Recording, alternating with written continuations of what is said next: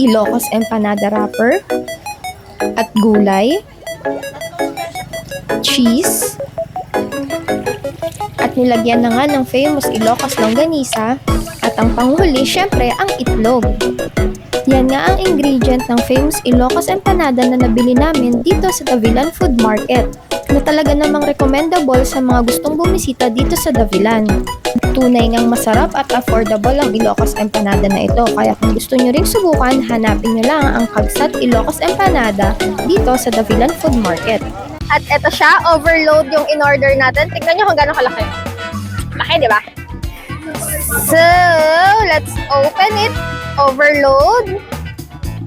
How overload it is. Ayan, tikman natin. Give it a shot.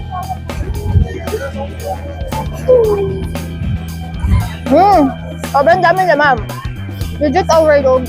Parang puro longganisa yung nakagat ko. Dito tayo sa kabilang part. Parang puro longganisa talaga yung nakagat ko. Oh, ayun mo, puro longganisa talaga. Dito tayo sa merong gulay.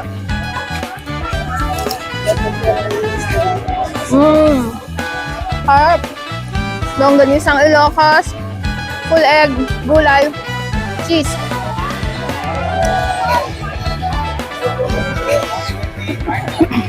Ang tamid. Alam niyo mo, Ilocos empanada dito sa Davilan, tikman nyo lang.